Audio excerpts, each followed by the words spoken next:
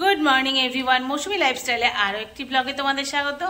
আর আজকে বৃহস্পতিবার, এখন সকাল 10টা। এখন থেকে আমি আমার ব্লগটা স্টার্ট করছি।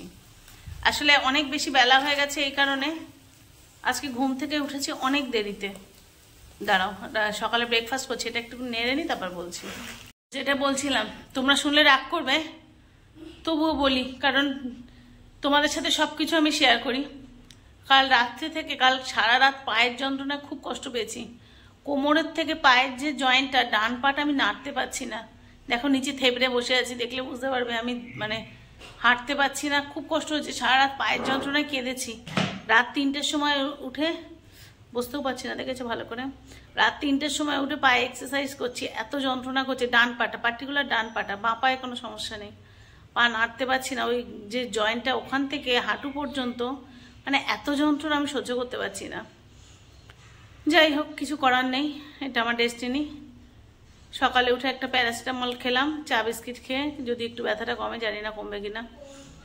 আর ওই জন্য ঘুম থেকে উঠেছি দেরি করে, কিছু কারণ ভোর রাত্রে ঘুম এসে গেছিলো, 4টের পরে ঘুমিয়েছি গিয়ে। তারপরে উঠেছি প্রায় 9টার সময়। উঠে তারপরে মাম সব ঘরদোর পরিষ্কার করলো, আমি কিচ্ছু করিনি। এবার মামকে দিয়ে একটু ম্যাগি আনালাম। কি খাবো বলো, এখানে ম্যাগি অবশ্য পাওয়া যায় না, ইয়াপ্পি। তো যাই হোক, সেটা নিয়ে এবার সেটা করতে বসিয়েছি। আর এখান থেকে একটু দেশি গরুর দুধ নিয়েছি, দুধটা জাল দিতে বসিয়েছি। জানো আমি খই চিড়ে এইসবের উপরে বেঁচে থাকি, সেই জন্য আমার একটু দুধ না হলে খুব অসুবিধা হয়। কালকে দেখলে তো খেতে পারছিলাম না, খুব কষ্ট হচ্ছিল।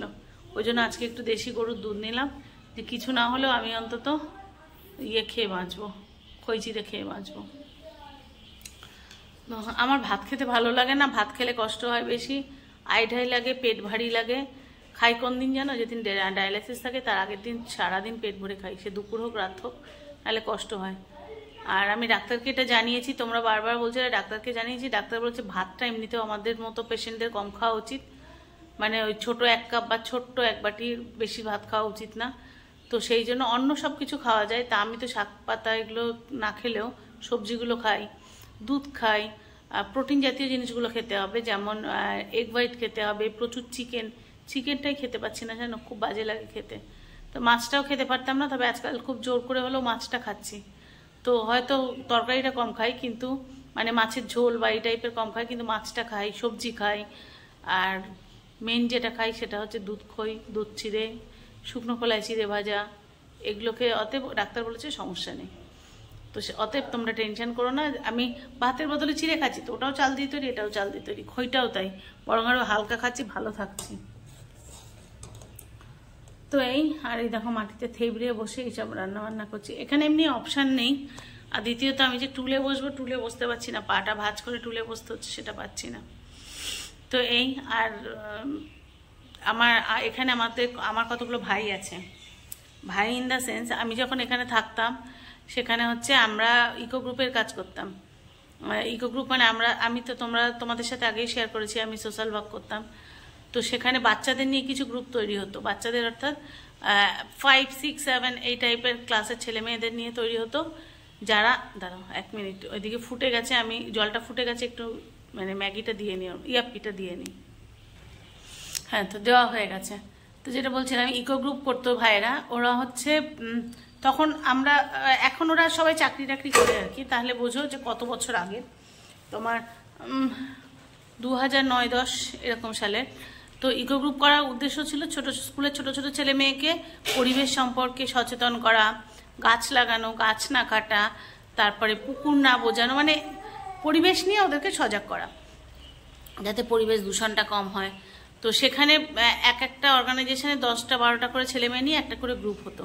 তো এখানে তোমার দাদাদের যে সংগঠন ছিল, সেখানে ওরকম 10-12 জন ছেলে মেয়ে নিয়ে একটা ইকো গ্রুপ ছিল। তার মধ্যে 3 জন আজও আমাদের সাথে সম্পর্ক রয়ে গেছে। সম্পর্ক ইন দ্য সেন্স একেবারে বাড়ির লোক হয়ে গেছে। আর সবচেয়ে জানো তো, সবচেয়ে বড় কথা, ওরা কিন্তু আমাদের কমিউনিটি নয়, কমিউনিটি বললে ওরা অন্য ধর্মের মানুষ, কিন্তু এতটাই ওরা আমার কাছের মানুষ। আমরা আজকে 2 ধর্মের সম্পর্ক হয়েও আজকে আমরা নিজের ভাই বোনের মতো একসাথে সম্পর্ক, এবং পরিবারগুলোর সঙ্গেও। যে তার মধ্যে একটা ভাই আসলাম, আজকে ও ফোন করেছে, দিদি তুমি এসেছো, ও দাদা বোনে ফোন করে জানিয়েছে যে আমি রয়েছি, দিদি এসেছো। এবার কালকে ওদের মহরম ছিল, তো ওর পাটা ব্যথা হয়ে গেছে, মানে ওই যে হেঁটে হেঁটে অনেক দূর যায় না ওরা তাজিয়া নিয়ে। তো বলছে যে রিজওয়ানকে আমি গাড়ি নিয়ে পাঠিয়ে দিচ্ছি, তুমি দুপুরবেলা এসো। ও সুন্দর ছাদ বাগান করে, ও জানে আমারও ছাদ বাগানের নেশা আছে, যে আমার বাগানে না দিদি ফল হয়েছে, তুমি এসো। তো আমি যদি যাই, আমারও তো পায়ে যন্ত্রণা হচ্ছে, আমি বললাম যে ভাই আমার পায়ে ব্যথা করছে। তা বলছে রিজওয়ান যদি বাইক নিয়ে আসে তুমি যদি আসতে পারো, তো যদি যাই তোমাদেরকে আমার ভাইদের সাথে পরিচয় করাবো। ওরা এতটাই ভালো, আমি কি বলবো, আমি এই বাড়িতে যদি থাকি, আমি যদি মাঝরাত্রি রাত 3টের সময় বিপদে পড়ি, আমি জানি দাদা বাড়ি না থাকলে আমার ভাইয়েরা আছে। ওরা যে কত, আমার সত্যি কথা বলতে ওরা আমার সত্যিকারের ভাই। যখন আমার বাবা চলে গেল, বাবা গেছে একদম যখন কোভিডে সে লকডাউনটা হলো 21 কি 22 তারিখে, আমার ঠিক মনে নেই। আর বাবা গেছে 1 তারিখ রাত্রেবেলা, মাঝরাত্রি রাত 2টোয়। তার মানে 2 তারিখ বাবাকে নিয়ে আসা হয়েছে বডি। সেই সময় সদ্য কোভিডের আতঙ্ক, কেউ আসেনি আশেপাশে। তো তোমার দাদা, ওই যে 4টে মানুষের কাঁধও তো লাগে, তা তোমার দাদা আর আমার ওই 3টে ভাই। তো আমি বলি যে ওরা ওই আমার বাবার শেষ সময়ে আমার পাশে থেকে ওরা আমার নিজের ভাইয়ের মতো কাজ করেছে। তো শুধু তাই না, আমার যে কোনো বিপদে ওরা সব সময় আছে। তো আজকে ওরা সবাই প্রতিষ্ঠিত। যে আসলামের কথা বললাম, সে কিন্তু আজকে ইঞ্জিনিয়ার, অম্বুজা কোম্পানির বড় ইঞ্জিনিয়ার। তো ওর মার পা ভেঙে গেছে, তো কাকিমার যেহেতু পা ভেঙে গেছে, একটু কাকিমাকে গিয়ে দেখেও আসা হবে, আর আসলামের ছাদ বাগানটাও দেখা হবে যদি রিজওয়ান আমায় নিতে আসে। তো আমার একটু ইচ্ছা আছে এই কারণে যাওয়ার, তোমাদেরকে আমি গ্রামের পরিবেশটা আরেকটু দেখাতে পারবো, প্লাস আমার ভাই আর ওর ছাদ বাগানটা দেখে আসা হবে। যদি যাই আমি তোমাদের সাথে শেয়ার করব। তো চলো, খাবার হয়ে গেছে, তোমাদের সাথে শেয়ার করি কি করলাম। তো এই যে মাম মিঠির জন্য হয়েছে ম্যাগি, আর আমার জন্য দুধ জাল দেওয়া চলছে।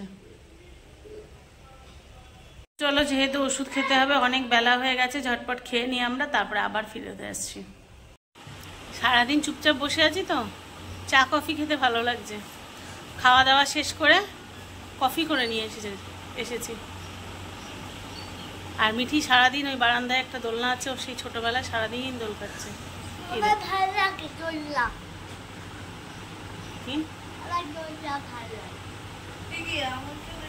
ওর দোলনা ভালো লাগে। 3 জনের জন্য দেখবে, আমরা যেরকম 3 জন যেরকম সাইজ, কাপও ঠিক সেরকম সাইজ এনেছি। এখানে তো যত বাতিল জিনিস এ বাড়িতে থাকে, আর তোমাদের দেখাই, দেখো বড় মেজ ছোট, যেরকম মানুষ সেরকম কাপ। এর মাঝখানে একবার রিজওয়ানকে ফোন করলাম যে ভাই যখন দোকান থেকে যাবি আমাকে একটু নিয়ে যাবি, পায়ে ব্যথা, নড়তে পারছি না। তো ওর মসলান্দপুরে গেছে, দোকানে রয়েছে। তো ফেরার পথে ও আমায় বাড়ি যখন বললো দিদি আমি যে কখন খেতে যাব আমি জানি না, যে যখন যাবে আমি তখনই রেডি থাকবো, তুই আমাকে দোকান থেকে বেরোনোর সময় ফোন করবি। আর আসলাম তো বাড়িতেই আছে, যখন, তার মানে আমি যাচ্ছি এটুকু কনফার্ম, আর যখন যাব তোমাদেরকে শেয়ার করব। তো আমি তৈরি হয়ে গেছি, আমার ভাই আসছে নিতে, তোমাদের সাথে আমার ভাইয়ের পরিচয় করাবো। আর তোমাদের দেখার হয়নি, আজকে প্লেন ঢেঁড়স আলুর তরকারি আর ডিমের ঝোল রান্না করেছি। মাম মিঠির খাওয়া হয়ে গেছে, এবার দাদাকে খেতে দেবো। দাদাকে খেতে দিয়ে বেরিয়ে যাব। ভাই বেরিয়ে গেছে দোকান থেকে, মসলান্দপুর থেকে। ও বললো দিদি আমি আসছি, তুমি তৈরি হও। সেই জন্য আমি রেডি হয়ে গেছি, শুধু দাদাকে খেতে দেবো, দিয়ে বেরিয়ে যাব। চলো তোমাদের দেখাবো। না, বাপি যাবে না, আমি একা যাবো, রিজওয়ান কাকা আসছে, আমি নিয়ে যাবো। তো চলো দাদাকে খেতে দিয়ে নিয়ে আমি যাই, তোমাদেরকেও আমার ভাইয়ের বাগানটা, বাড়িটা সব দেখাবো। ভাই নিতে এসেছে, ওই যে, চলো যাই। এ ভাই তোকে কিন্তু দেখিয়ে দিলাম, ধরতেরি দাঁড়াও তো, যাচ্ছি তো। তোমাদের একটু গ্রামের রাস্তা শেয়ার করি, গ্রামের বাড়িঘর, গ্রামের রাস্তা, ভেতরের গ্রামে।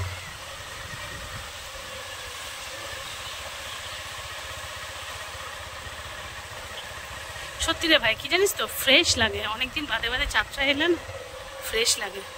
ওখানে তো বাড়ি না, ইট কাটা জঙ্গল। হ্যাঁ তাই তো, আমি ওই জন্য ছাদটাকে আমাদের বাড়ি খুব পছন্দ করি, আর ব্যালকানিটাকে, কারণ একটু হলেও আকাশ দেখা যায়। যতই গ্রামে বড় হচ্ছি তো বল,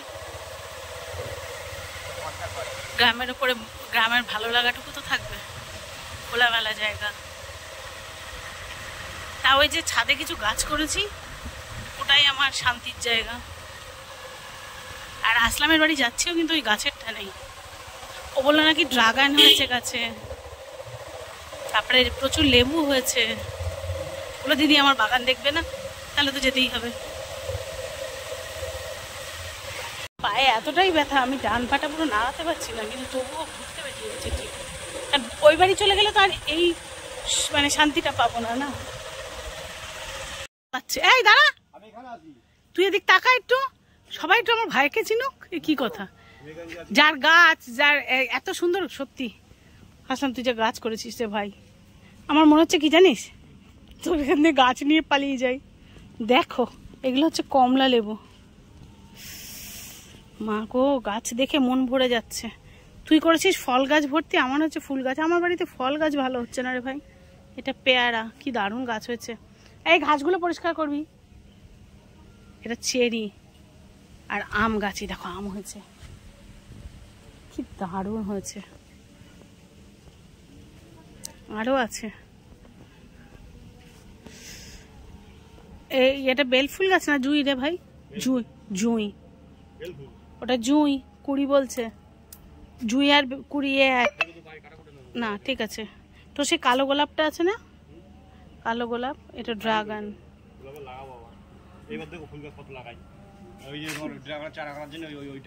তোর এই আমড়া গাছটা কি, এটা হচ্ছে কি জানো, কামরাঙা ভরে গেছে। আর তোর এই আমড়া গাছটাও দারুণ হয়েছে। আসলে কি বলতো, এটা তুই অনেক বড় টবে দিয়েছিস, দারুণ হয়েছে। তা আমরা তো দেশি আমরা না বিলাতি আমরা, সরি। আর হয়েছে ড্রাগন। ভাই আমার ড্রাগন হচ্ছে না কেন?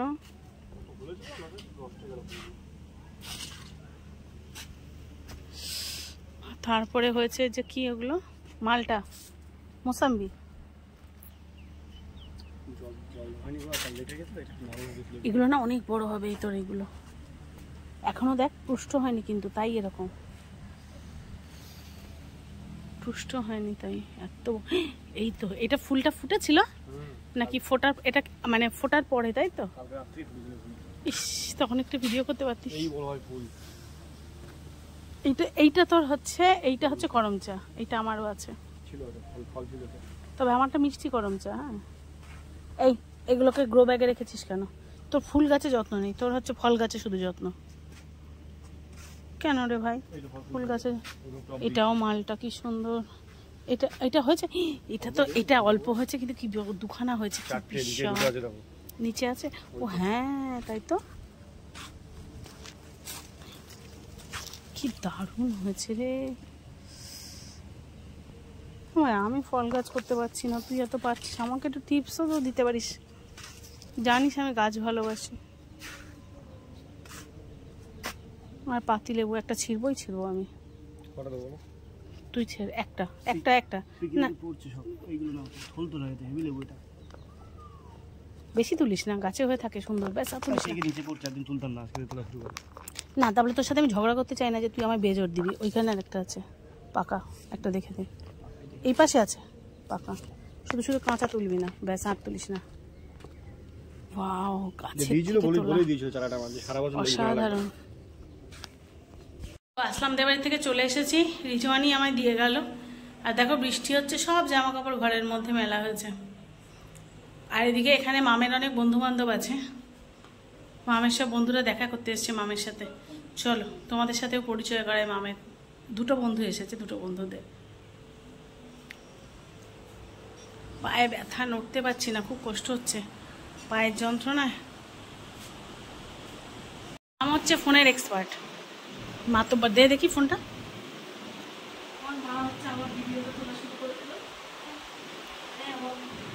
দারুণ রে, এটা কোন সিরিজের?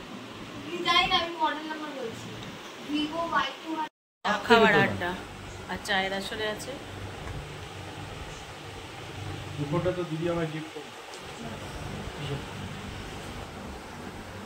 সবাই মিলে তুই কি করছিস তাহলে ওটা? হ্যাঁ চায়ের আসলে নেই, কিন্তু চায়ের সঙ্গে টায়ের আসলে তো আছে।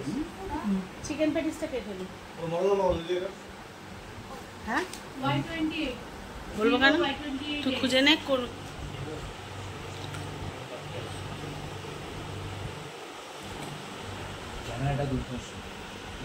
তো তোমাদের সাথে আমার দুই ভাইকে পরিচয় করালাম, ওরা চলে গেছে। প্রথমে তো দেখলে ওদের বাড়ি আমি গেলাম, রিজওয়ানের বাড়ি আর যাওয়া হয়নি, আসলামের বাড়ি গেছিলাম গাছের নেশায়। আর এত সুন্দর ফল গাছ করেছে না, দেখলেই মনটা ভরে যাচ্ছে। তো রিজওয়ান আমাকে দিয়ে, ও যেহেতু দোকান থেকে এসেছে, ও আমাকে দিয়ে বাড়িতে খেতে গেল, খেয়ে দিয়ে এসে আবার আমাকে নিয়ে বাড়িতে চলে এলো। ঘন্টাখানেক ছিলাম ওখানে। তারপরে আসলামের মায়ের কদিন আগে পা ভেঙে গেছে, সেই একটু মাসিমার সাথে বসে বসে গল্প করলাম। তারপরে তো বাড়ি এলাম। বাড়ি এসে মামের বন্ধুদের সাথে গল্প করতে করতে ওরা আবার দুই ভাই সন্ধ্যাবেলা, দুই ভাই না কিন্তু ওরা কিন্তু দুই বন্ধু, কাছাকাছি বাড়ি, পাশাপাশি না, ঠিক কাছাকাছি বাড়ি। যাই হোক, ওরা শুনেছে দাদা এসেছে, তাহলে দাদার সাথে দেখা করা হয়নি। ওরা আবার সন্ধ্যাবেলা এলো দাদার সাথে দেখা করতে, একটু সবাই মিলে ওদের। আর তোমরা জানো, এতদিনে এইটুকু বুঝতে পেরে গেছো যে আমি লোককে, আমি নয় আমি বা মানে ওদের, তোমাদের দাদা খাওয়াতে ভালোবাসি। ওদের একটু খাওয়া দাওয়ার ব্যবস্থা করলাম, চা খেলো একটু সন্ধ্যাবেলা, যদিও কেনা খাওয়া দাওয়া, আমি কি সন্ধ্যাবেলা কিছু বানাইনি। মিয়ামরে থেকে দাদা চিকেন প্যাটিস, তারপরে এমনি রাস্তার থেকে, মানে এমনি জাস্ট দোকান থেকে চপ, তারপরে সিঙ্গারা এইসব নিয়ে এলো, ওরা সেই সব খেলো, চা খেলো, খেয়ে দে তারপরে ওরা এখন গেল। তো আমার গ্রামের বাড়ি, গ্রামের পরিবেশ আর আমার ভাইদের কেমন লেগেছে এটা কিন্তু কমেন্টস করে জানাতে ভুলবে না। একটা জিনিস জানো তো, কোনো সম্পর্ক, আমরা এই যে বলি না আত্মীয় সবসময় কি সত্যি রক্তের সম্পর্কে হয়? আমার জীবনে সবচেয়ে বড় কথা আমি এটা দেখেছি, আমার রক্তের সম্পর্কের আত্মীয় থেকে আমার মানে রক্ত ছাড়া সম্পর্ক অনেক বেশি ভ্যালু আছে আমার কাছে। কারণ এরা আমাকে এতটাই ভালোবাসে, জাতি ধর্ম নির্বিশেষে, মানে এরা আমার সত্যিকারের আত্মীয়, এখানে রক্তের কানেকশান না থাকতে পারে, এরা হচ্ছে আমার আত্মার আত্মীয়। তো তাই এরা আমার সত্যি আত্মীয়। তো এই আশ্রমের বাড়ি গেলাম, ওই মানে মাসিমা অনেক ইয়ে করলো, কেন বিয়ে করছে না, তুমি ভাইকে বোঝাও। সেই সব আবার বুঝিয়ে লাগালাম, ভাই আমি সুস্থ থাকতে থাকতে বিয়ে কর, তোর বিয়েতে একটু আনন্দ করি। তো কি বলো তো, এই ছোট ছোট আনন্দ, ছোট ছোট ভালো লাগা, ছোট ছোট সম্পর্কগুলো কোন দিন যে বড় হয়ে যায় সেটাই বোঝা যায় না। সেই 5-6 থেকে আসা ছেলেগুলো আজকে প্রত্যেকে নিজের নিজের জগতে প্রতিষ্ঠিত। আজকে ওরা সত্যিই আমার আত্মীয়। দাঁড়া, বদমাইশি করে শুধু। আর এই হচ্ছে একটা বিচ্ছু পিস। তো আমার ভাইদেরকে কেমন লাগলো কমেন্টস করে কিন্তু জানিও। তো চলো এবার রাত্রের খাওয়া দাওয়ার ব্যবস্থা করতে হবে, সেটা করি, তারপরে আবার ফেরত আসছি। তো এখন অনেক রাত হয়ে গেছে, যদিও আমাদের খাওয়া দাওয়া হয়নি, রাত প্রায় 9:30 বাজে। তা ভাবলাম তোমাদেরকে শেয়ার করা হয়নি যে আমরা কিন্তু শুধু 4 জন আসিনি, আমাদের সাথে আর কে এসেছে জানো? আমরা যখন কোথাও যাই, যেখানেই বেরোই না কেন, আমাদের 4 জনের সাথে কিন্তু সে সব সময় থাকে। আর সে দেখবে কি সুন্দর রাজার মতো বসে আছে। দেখো আমার মহারাজাও কিন্তু আমার সাথে এসেছে। বাবা, ওকে না নিয়ে আমরা কোথাও যাই না, আমরা যেখানেই যাই সেখানেই আমাদের সাথে থাকে। তোর বাবা ওকে এখন খাওয়াবে বলে গ্লাস থালা আনতে গেছে, ও এবার খেয়ে দে ঘুমাবে। এদিকে বাবা খাওয়াক ছেলেকে আর আমি খাওয়াবো মেয়েদের। তো চলো আজকের ব্লগটা এখানেই শেষ করি। সবাই যে যেখানে আছো ভালো থেকো, সুস্থ থেকো। আর যদি নতুন কোনো বন্ধু আমার চ্যানেল ভিজিট করে থাকো, প্লিজ আমার চ্যানেলটা সাবস্ক্রাইব করে পাশে থেকো। আর যদি ব্লগটা একটুও ভালো লেগে থাকে, লাইক কমেন্ট শেয়ার করে পাশে থেকো। দেখা হচ্ছে নতুন ব্লগে, ততক্ষণের জন্য সবাইকে শুভরাত্রি।